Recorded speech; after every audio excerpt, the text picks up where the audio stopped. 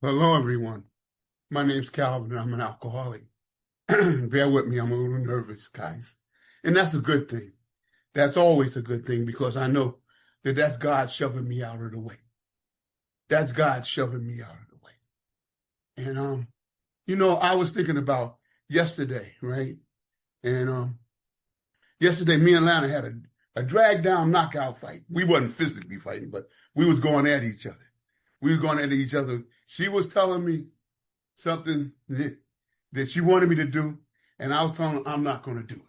And I had locked my feet down, and she locked her feet down, so it got real interested in there, right? And and what happened was, because we practice these principles in all our affairs, both of us do. And in 45 minutes, we was reading the book together. Each of us got a book, Stumbling in the Right Direction by Don Majors. And we was reading that book. We had locked back spiritually. 45 minutes. That would have been good for a couple of weeks before. But because an old man told me in this program when Lana got pregnant with my youngest daughter. And he told me, he knew it had got real. This is 34 years ago. And he told me something. He said, will you boys ever learn to love yourself? And I didn't know what he was really trying to tell me. But so I asked Bill, Bill, could we make it? He said, yes. I said, what do I have to do? He said, you both must live my spiritual principles. I said, why, Bill? He said, because without spiritual principles, we're too nasty. And if without me practicing a spiritual program, I'm nasty by nature.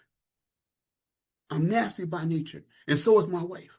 But because we follow the guideline of a 12-step program, we done lived in this house for over 30-something years together. And that don't happen. And like I said, within 45 minutes, we was back down and we was back loving one another and caring about each other. In 45 minutes. So my journey in this program, and I like to talk about this meeting a bit. I remember the first time Teresa Candace supposed to have spoke for us, and she introduced us to Teresa because she had to go somewhere. So Teresa spoke at our home group, the first meeting we went on Zoom. And Teresa carried the message. She talked about, I never forget, as long as I live, she talked about we are Gnostic in such a way I had never heard it before. Teresa tore that mess up, and she told me about this meeting. And I came to this meeting the following week. And I've been coming. I missed 4 times in 5 years coming to this meeting. I love this meeting. When I first came here, there was people that I would pay to go to conventions to see. All the people, Ralph and Charlie Parker, Katie Parker, Polly Pistol, and all the Indian fella who rewrote the big book. All these guys would come. And I thought, my God, I get to listen to these people for free and to be with these people one-on-one. Oh my God, I knew I had hit the mother load. I locked in. And I remember maybe about a year, and Rico, I ain't gonna leave Rico out. My God, Rico has changed my life too. He touched my soul. And I thought to myself, I said, and one time Ali told her he had talked to Teresa and they wanted me to speak. I got scared to death. I'm thinking, I can't show up here like this. My hero's been here, But I came in, I did my best, and it worked out pretty well. And I've been coming ever since. I was thinking about, one night I was speaking at the Bronx Big Book for hours, right? And I was speaking at there. I was going to do a talk, and 30 people came with me, 200-some people on the line.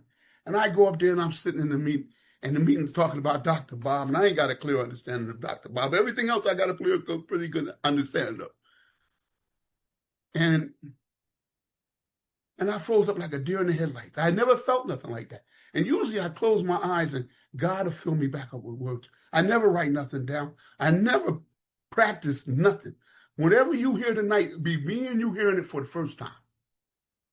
For the first time. Because whatever I talk to you is going to be straight from my soul. I'm a grassroots guy. I ain't trying to tickle your intellect. I'm trying to make you feel what I say.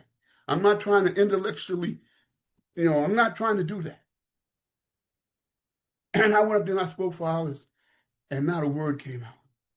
I'm looking at the chairperson looking at me, and I got 35 years in this program. And I just threw up my hands. I don't know what to do. I just threw up my hands. And I got a few words out at the end. But it would amaze me what happened after that. The whole board lit up. Hearts went up everywhere. And people told me, and people said, well, you can do that with 35 years. I know I've been shared in 5 years. I can talk. You never would know what God's going to do. God say, okay, I was getting big, so I was flying me over here, flying me up here, go speak over here, go speak over there. Now I can't even get 2 words out of my mouth. You know what I mean? I can't find 2 words. But I know that God still used me. I seen Aquita at our convention, and she was our delegate for Area 44, 1,100 groups, 32,000 people for Northern New Jersey. And she said, Calvin, I was there, 6 months ago when you spoke at the Bronx Bigwood group. I said, the night I fell on my face, she said, you didn't fall on your face, boy. And it's depending on how you see things. It's depending on how you see things. Oh my God. And I like to talk about, my journey through this thing. And I was maladjusted to life way before I picked up a drink. Way before I started drinking it. I was maladjusted to life. I was real selfish and self-centered. And when I was a kid, when I was 15, I was in a lot of trouble with the law. When I was a peewee, I was a bad boy. And I met a little girl, and that girl made me stop doing all of that. And I'd rather be with her than go out with them Rockets and get in trouble. But if you treat me too good, and she treated me too good, I will walk the dog with you because I'm selfish and self-centered like that. So what I did was, when I was 19 years old, I started running. I started fooling around. I started messing around with her. And the first time I went out there and I ran on this girl, a little voice came to me and said, what are you doing? Why you do that? And I knew it and went on about my business. The next time I did it, the voice was a little lower. And it said, why did you do that? And the third time I did it, I didn't hear the voice at all. So I was sliding down into that pit.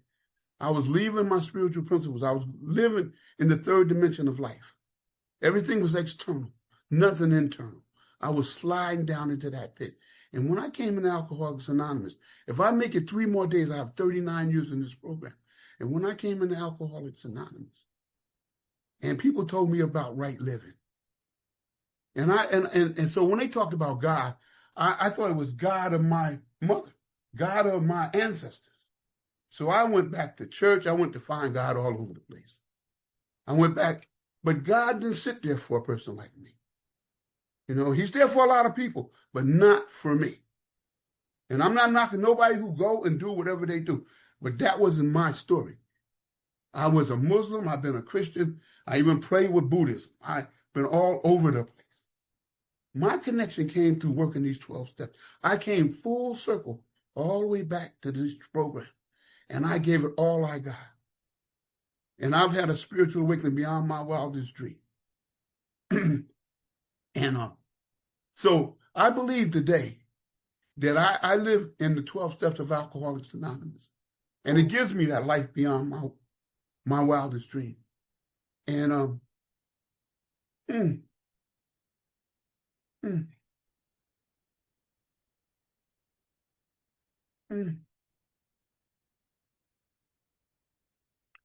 And I like to talk about, a little bit about my son, my oldest son. My oldest son named Calvin. He's 50, be 54 in October. And I was his best man when he got married. He got a year. He married, me and Lana was married in June 25th of this year. We married 25 years. We've been together 35 years, but we're married 25 years. 31 years we've been married. And I'm sitting next to my son. He got a year married, a year longer than me. And I'm sitting next to him. I'm his best man at his wedding. And I've been married 2 times earlier than that. And I never heard a wedding vow. I had never heard a wedding vow.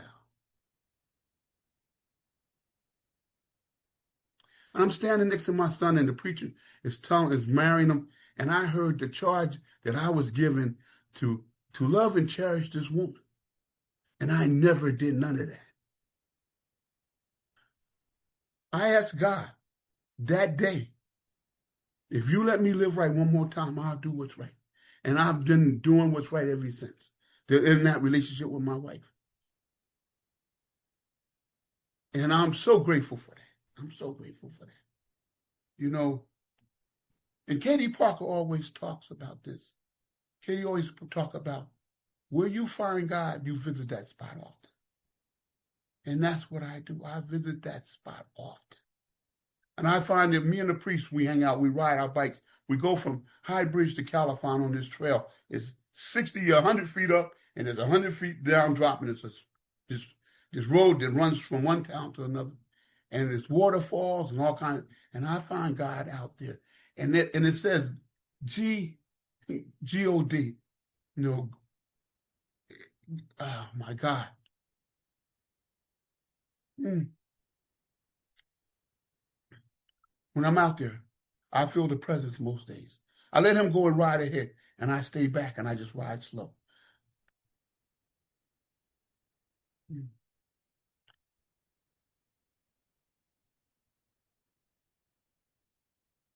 I think about the things that has happened in my life, being sober almost 39 years in a couple more days.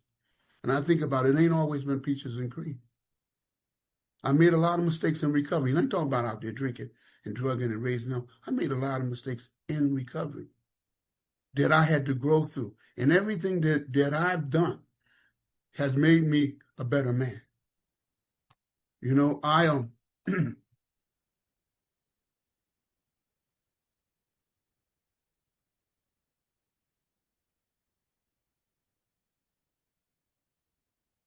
live a life today that's beyond my wildest dream. And I don't try not to overquote that, but I really do. And like I said earlier, me being in the situation that me and Lana was locked into yesterday, and there's been in many situations like that we come through. And I think about my baby boy sometime, and when he got locked up, I know I told this before, but when he got locked up, it like to kill me. When he was a baby, and he had SIDS, he was a SIDS baby, he almost died. And I would go to the hospital. I worked 12 hours every day. I would go to the hospital and let him lay on my chest and hear my heartbeat. I cut him loose from his mama. I've been there every day of his life. And when he got in the deep end of the pool, I spent crazy money to try to keep him out of jail. But God was teaching me a lesson. He was saying, either God's will is going to be done or my will is going to be done. And I was thinking, not here. I got this kid. I got this kid. And I had to let go of him.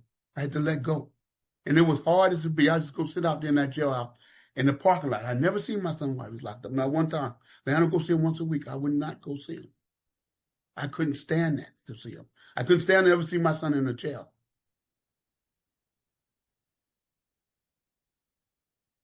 And thank God, my son got a God of his understanding. You know? But back to them 12 steps I like to talk about. You know, and I like to talk about my experience with them. You know, I had 15 years ago, I had open heart surgery, right? And they hit me with Oxycontin. They told me, I was in the open heart recovery room, and they hit me with Oxycontin. And they used to tell me in the early days that you get a freebie, right? I didn't get no freebie. I got a disconnection. I know I was disconnected from God. I knew it. I told him no more of that. And I did what my mother, I did what my ancestors did when they was in them cotton fields and stuff. And my mother would do it. And I started to hum. And that's what we did. I started to hum. And the nurse wanted me to stop it, but I knew it gave me a comfort. My mother would hum when she was in trouble. My mother would hum. And that's what I do when I'm in deep trouble. I rock and I hum. I'm telling you, I'm cold grassroots. And the bottom line is that I'm dyslexic. I see things backwards. And I'm partially blind in one eye. I was born this way. Well, my kids, a couple of them, they got that too. Not blind part, but they're dyslexic. But they caught it, and most of them are real successful. But I believe that God avoids a vacuum. He avoids a vacuum. If I'm moving out of this spot, moving to another spot, some air is rushing to fill it up. And when God removes one thing, He gives you two things. He gives you something else. And He gave me something else. He gave me a deeper connection with Himself. Because through the fact that I know I've always felt the Spirit of God, no matter what. Like I can tell you about them voices I heard when I started running around. I can tell you about the healing that happened when I picked up them 12 steps and I started working. And I found out for me where God sits. And God sits deep down in every man, woman, and child. They're covered up by pomp and worship of other things, right? And what that looks like, what is pomp? Pomp is arrogance. That's what it is. Pomp is cold arrogance. I'm better than you.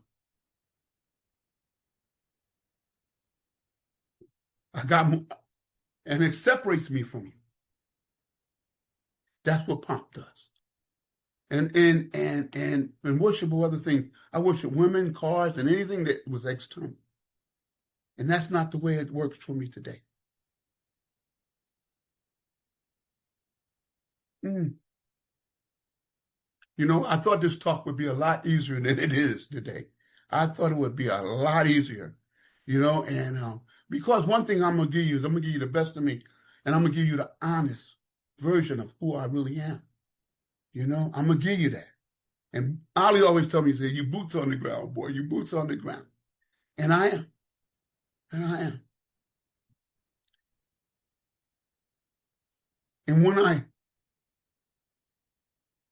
And some days, I wake up in the morning, every morning I wake up about 4 o'clock in the morning, and I lay there and I contemplate. I contemplate. I think about the goodness of God. I think about the things that have connected me to this power. I think about what I go through every day. I think about, you know, burying my whole family in recovery. I'm the youngest of the youngest boy. And I had an opportunity to be there to take care of all my family. All my family. My mother, my father, my 2 brothers. I buried them all. I would be on a first name basis with the undertaker. I would go down there and say, hey guys, how you doing? He said, business is dead, Calvin. Business is dead. You know? Because I had to make sure they was dressed right. They was ready for show, everything. I would do that, right? And my nephew who committed suicide in my garage, he cranked up my car and went to the next one. You know? And so it's been a rough road some days, but not one time that I have not grown from anything I've been through. And my friend Bernadette was my friend for over 35 years. Bernadette, most of you know Bernadette. A lot of you did. And Bernadette would always tell me the opposite of faith. She told me that's why I said opposite of faith is fear. She said, no. She said, fear drives you to faith. And that's what happened to her.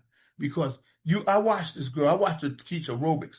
I watched her, you know, run marathons. And I watched her as her body was falling apart, piece by piece, inch by inch. I watched it happen to her. And I watched her get stronger and stronger spiritually. And my sponsor tells me, Scott tells me, he says, Calvin, he says, some people come to teach you how to live, and some people teach you how to die. And Vera said something really important last week. She really said something really important. She said to us, I'm enough. I'm enough. I ain't never felt like I was enough. I never felt that. I feel that today. I am complete. I am enough. For the first time in my life, I'm feeling like I'm enough. I don't believe that I tell that all the time. People talk about this a lot. They talk about walking shoulder to shoulder, but I don't see it as much as because I believe a pair of lips can say anything. But I say watch them feet. They're going to always take you in the right direction. They're going to show you how people really live it. You watch them feet.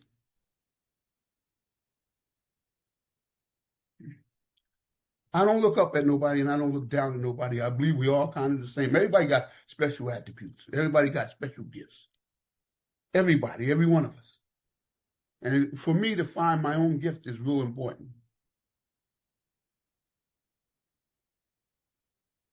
And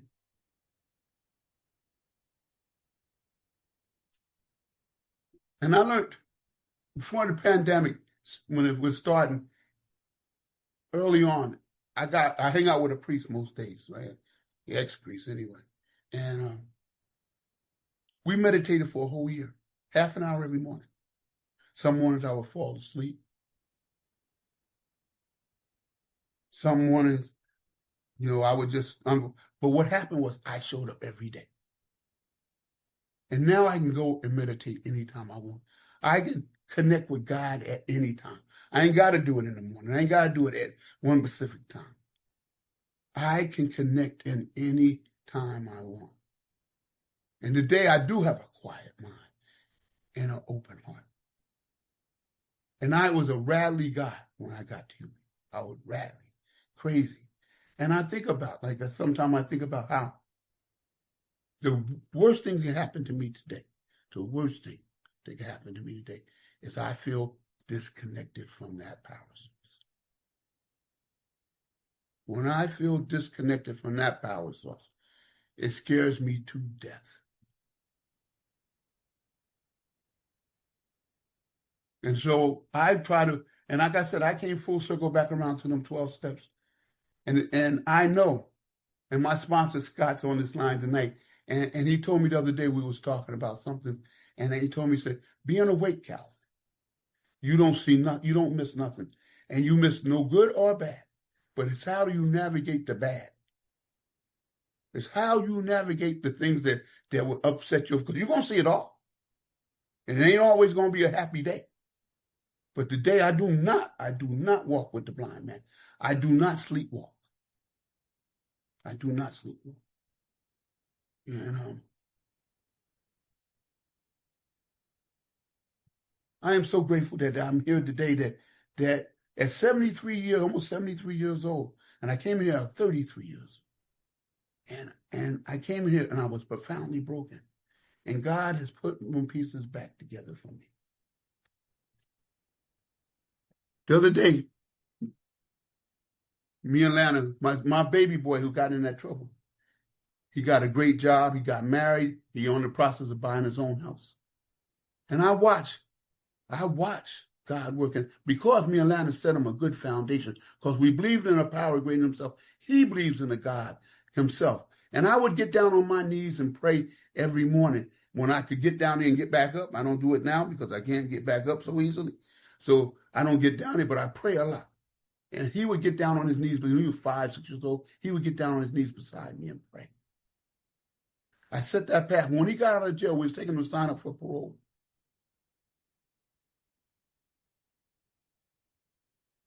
And so the parole officer couldn't believe he had been in jail for a few months, and come out there, and the man that was standing in front of him, he wanted me and Lana to come in there. So me and Lana walked in there and we sat down. And he seen my son was still the real deal. And he gave him everything he could do for him. But as we walked across that parking lot, my shoe came untied. Now he's straight out of jail. We just picked him up. He got down on his knees and tied my shoe. I knew my son was still home. He was still there. I got 7 kids and 11 grandkids and 2 great-grandkids. And every now and then, they all show up for me, all of them. When I turned 70 years old, Anna gave me a surprise birthday party. And all my friends were there and all my kids and grandkids were there. And I walked through that door and they jumped on me and hugged me and hung around my legs. My daughters flew up from Atlanta. My sons flew up from Atlanta. They was all there for me. And they was going back the next day. They came to celebrate, to be with me. How does that happen for a person like me? How does that transformation where people want to be around you at that form is like that for you? And you live the life that I lived. And I never want to forget what brought me here. What brought me here. And I will share that in the meeting today. And most of us come here, we tear our lives up pretty good.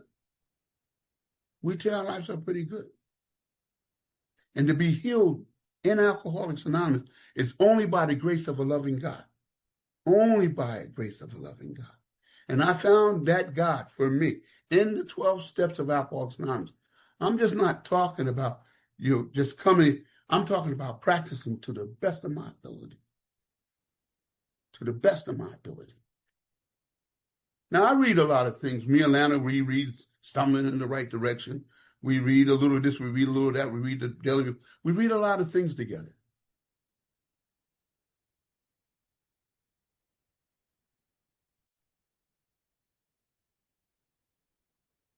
But being with a woman 31, 35 years, and I don't know if she's going to love me tomorrow, but I know that girl love me today. I know she loved me today. Right now. And talking about being in the now.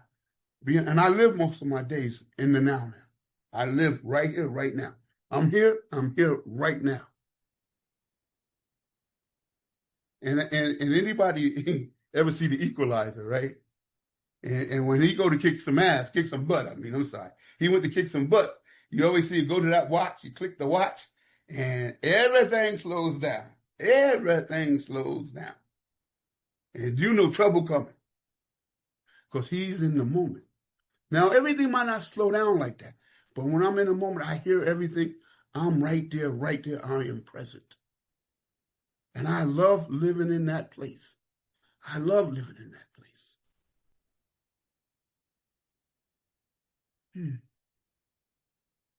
My oldest son told me, he said, when he got his degree from Rutgers, and me and Lana was there, his mother was there, his grandmother from his mother, but everybody was there. And we sitting around the table having dinner, having lunch, I guess. And me and him walking across that parking lot. And he said, Daddy, a lot of men walk crooked because they ain't got no man in their life. He said, I walk straight up because I got you in my life. I got you in my life. And my father, before he passed, he used to be in the garage picking his old guitar. He never was that good at that. He never was. But he never gave up. And he was sitting out there, and he called me Rudolph. He said, Rudolph, come here, boy. I came, and he said, sit down, son. I sat down. He said, is there a God? He know he dying. We can see it. He said, is there a God? I said, yes, there is, Pop. I said, he said, and I used to steal his power tools. I used to steal his power tools. He didn't ask my uncle, who was a head deacon in the church.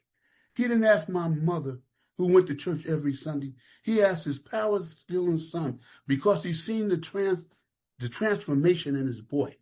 He's seen it in his baby. He's seen it. He didn't hear it out of my mouth. He's seen the way my feet moved.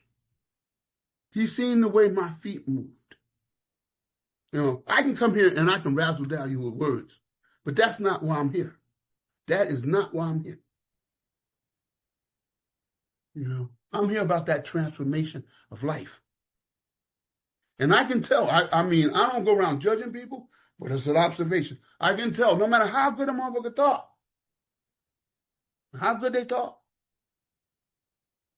I can tell when people ain't going in the right direction. And I ain't saying nothing. I ain't none of my business. Well, you know what I mean? Everybody got to travel their own road, find their own path, right? So I just get out the way. But I can tell this ain't going to work. This ain't going to have a good ending. And you get to see that. You get to see that when you awake in your life. And you know for yourself if you do certain things, it ain't going to have a good ending.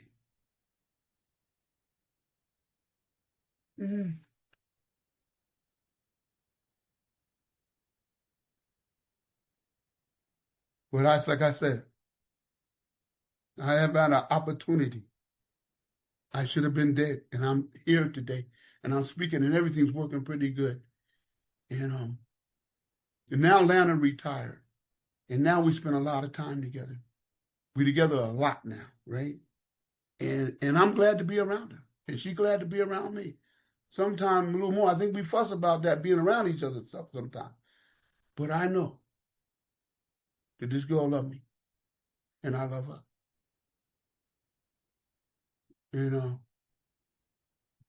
I can be at a picnic. And we was at a picnic a couple of weeks back. And all my grandkids and kids are running around. And they can't do enough for me. I'm just sitting back, and they cannot do enough for me. And I know it's only by a loving God that this happens. I remember when I was younger, and my kids were younger, my older kids, they would run in the closet when they see the dad come home. They didn't want nothing to do with me.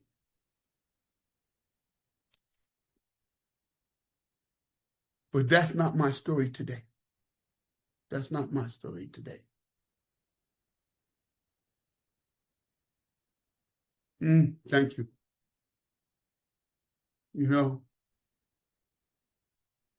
Yes.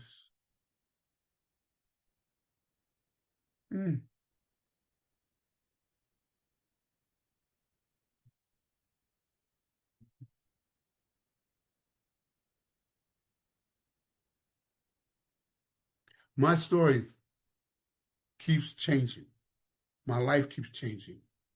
And I had a guy, I like to talk about this fellow with the few minutes I got left. And this guy named was Resentment Bob. He was in the program and was around my area. And I would go to meetings and with him. And he would tell me, and he would aim it at me. He would call me out by name. He'd say, yeah, Calvin, you in that big book. And I don't go around talking about no big book. I just try to live what I've learned in the big book. I really try to walk it. I don't really try to talk it that much. And he told me, he said, there's no God. I don't know why you keep talking like that. And he said, anybody who talks about it is weak and stupid. And he was saying it in many different ways because he's pretty intelligent. He was saying it in different ways, but he would come out the same.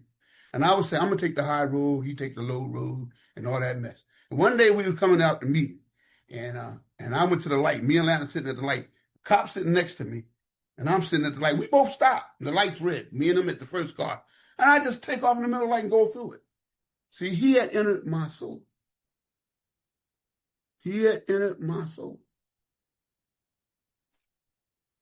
So every time I see Bob, and I would tell him, he would say something to me. I say, Bob, you're my spiritual growth.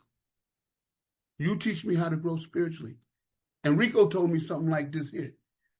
Rico told me, he said, I told Rico about this situation. And Rico said, Calvin, find the light. And I said, I told you, Rico, he don't believe in no God. He's a devil worshiper or something. I don't know. God knows what he is, right? Rico said, I didn't ask you that. I asked you to find the light in the guy.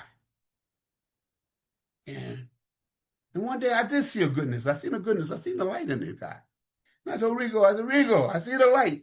He said, you found the light in yourself. You didn't find the light in him. The light's in you. The light's in you, son. The light's in you.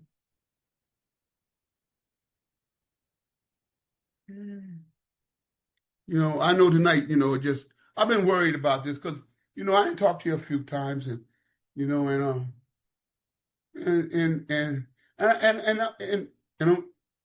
a couple of years ago, I went to Minnesota to do a talk at the oldest Al-Anon club in the world. And the 2218 Club, I did a talk up there on Pat Coning's birthday, right? And they had a birthday bash. And a guy picked me up at the airport. And he took me to his house. And that night, he took me out to dinner. The whole crew showed up that I be with every day just about. And then he was leaving out on Sunday. And my flight went out to Monday evening. He left me in his house with everything he owned, him and his wife. And he left a note up on the island. He said, here's the key to my car. Here's the garage door opener. You take and go do anything you need to do. And I'm thinking, I'm a black guy from New Jersey, and everybody's suspect in New Jersey. You know what I mean? Everybody. You don't trust nobody in New Jersey, right? So I ain't accustomed to this kind of doing, right? And he only met me on one of these squares here. He only met me on one of them squares. And he left me in the charge of everything he owned and only met me on one of them squares. He felt my spirit through these squares that he trusted me enough to do that. And that's when you walk the talk and people can feel that. They know that. And that's what I try to do every day. I try to walk this talk. That's why I am a good son to my mother and father. That's why I was a brother and I showed up for them. And I was there at every one of them death when they died. And I'm there for all my kids and my wife. And I wasn't there for no one else before that. I was too selfish. It was all about me. It ain't about me no more. And I want to thank you guys for asking me. And Alice, I appreciate you. And thank you so much, Sugar. You meant everything to me for you let me give you a talk tonight. I hope I gave somebody something. I did my best. Thank you. Much. I had a similar experience as you at the Bronx Big Book Study, and I just kind of froze in the middle of the doctor's opinion. Really? And someone told me after the meeting, the same thing I want to say to you, is that, Marilyn, it's the language of the heart. And you spoke to me tonight through the language of the heart. And I want to thank you for that. My question is this. So you went through the situation yesterday, you said, with your lovely wife. At the end of the day, when you do your nightly review, is that something that you would review and ask God for corrective measures? No, Marilyn, because God already had took care of it. It was done. It was a wrap. Me and her went to a higher place. We went to a higher ground. We got some situation, and the baddest thing when somebody can't talk to each other and really express what they need to say to you. And sometimes a man will shut down a woman will shut down a man. But when you both can get it all out and then go back to loving each other, it's a profound thing. No, nobody owe nobody no explanations no more.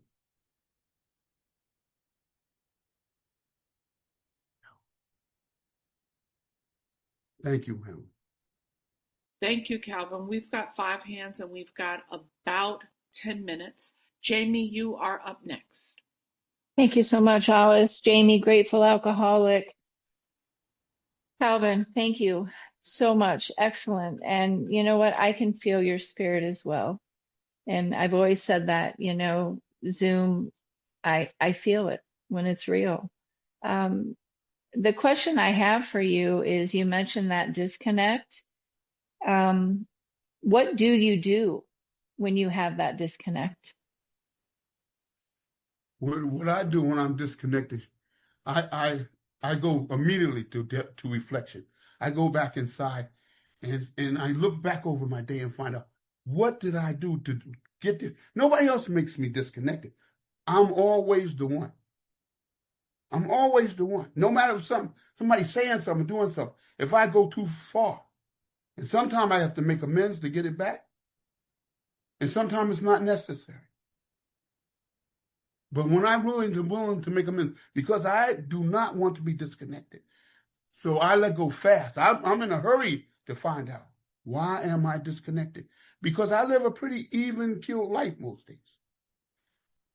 And I don't like when I'm disturbed by something. And they got me, for a fact, that one day I was riding my bike out there on the towpath. I got an e-bike, and I ride it a lot. I rode it, in two years, I rode it over 1,200 miles, right?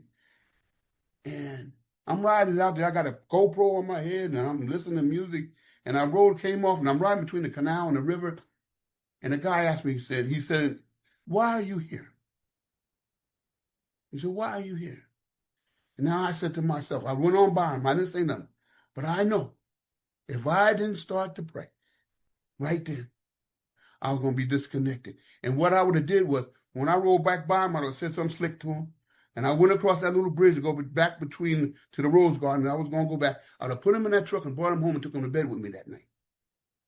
And I didn't want to do that. And I knew what I was going to do if I don't do the prayer. The prayer don't change the situation. It changes me. It changes my mind. The mind won't multitask. Thank you, Calvin. So now we have 7 hands and we have 8 minutes. So we are now at the rapid fire round. Vera, thank you. Come on in. Hey, Vera, grateful recovered alcoholic. So grateful to have heard you tonight, Calvin. You had mentioned, I think you said God avoids a vacuum, but I'm not sure if I wrote that down correctly. Mm-hmm. And in terms of like the On Awakening, We Don't Struggle has been sticking out to me a bunch the past few weeks. So I was just wondering if you could talk about the God avoids a vacuum. I think that's what you said. That's what I said. And I believe that if I move out of this spot, air's rushing and it fills up. If something happens to me, like I'm blind in one eye, partially blind, and I'm dyslexic, but God gave me other attributes. He gave me other strengths, real strengths, like Ray Charles. He could hear a cricket outside when nobody else could hear him. So you get other attributes, and that's what I believe. But when you was talking about, Divine Awakening and stuff like that, or some of you were saying, did you say something else? Okay. Thank you, Sugar. Thank you, Calvin. Okay, come on, Bob. Is it you? That was wonderful, Calvin. Thank you. I have one question. There was a couple of times in your talk where you were silent, and I heard like a little hum. And my first thought was like, wow, that's got everybody's attention. I've got to use that next time I speak. That was cool. But after you did it a couple more times, now I think there was something else going on there. I hope there was. Can you tell me about those pauses? It seems like they were intentional. When I pause, because I run out of words.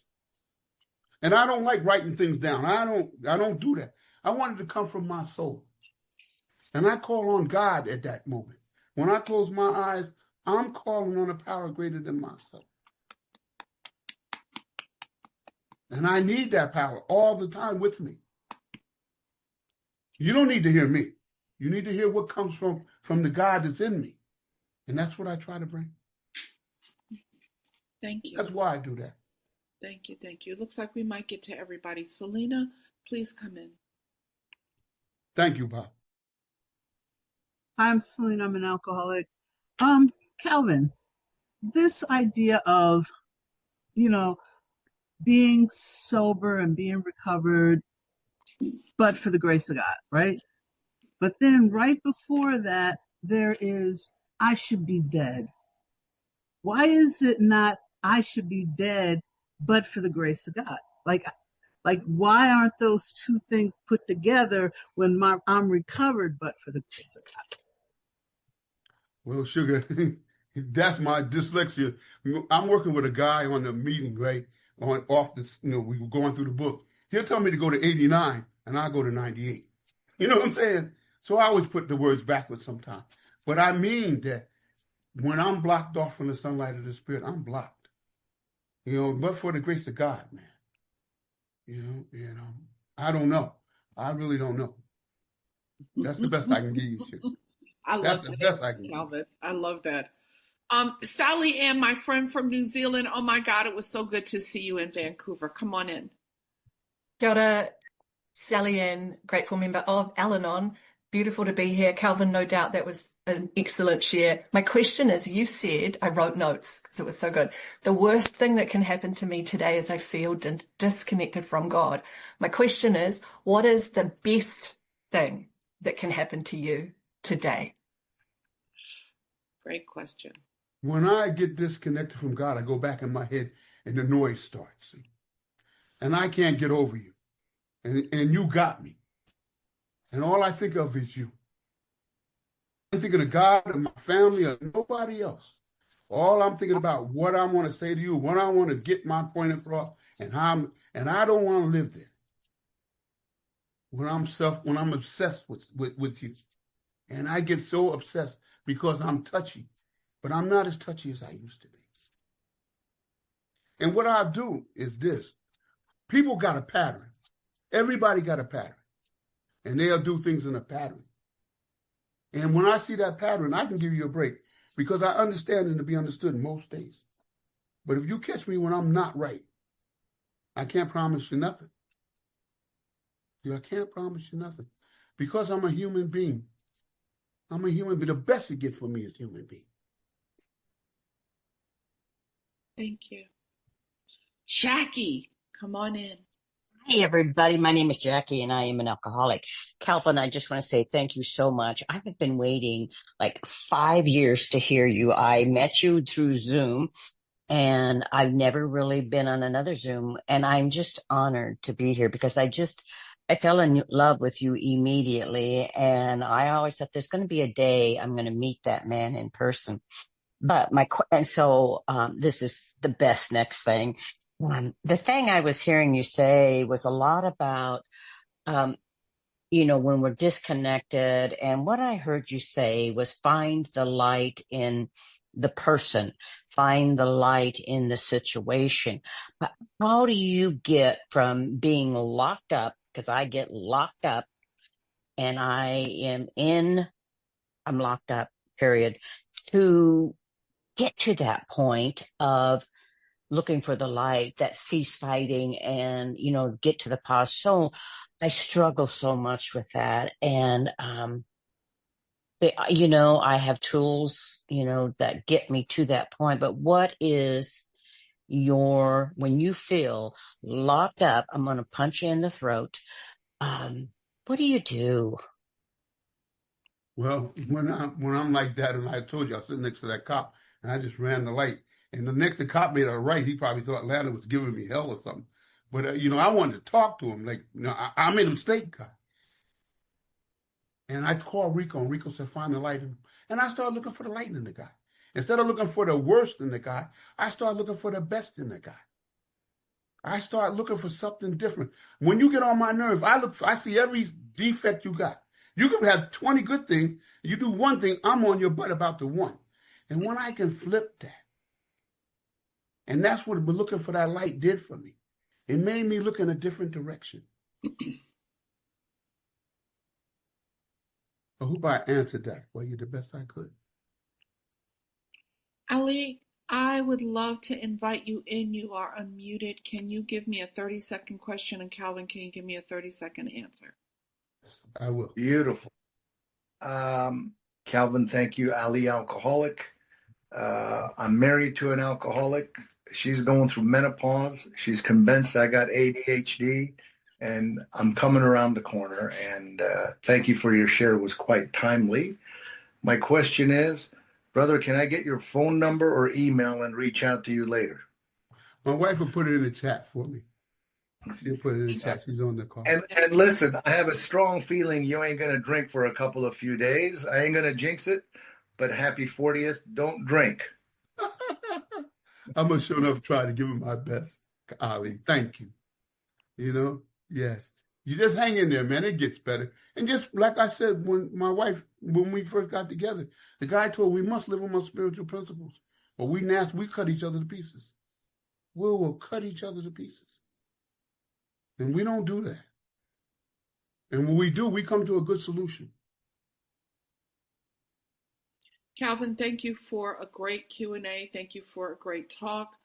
I want to just remind people that the only way that we are able to be here every week is that we pay the bill to Zoom. And so if you come to this meeting every week and you love this meeting, we're here for fun and for free, but Zoom charges us. So if you just put $1 in the basket, if you just, if you come every week, put $50 in, and then you don't ever have to think about it again. We really, really need your support. All right. Thank you. And back to you, Michelle. Thank you.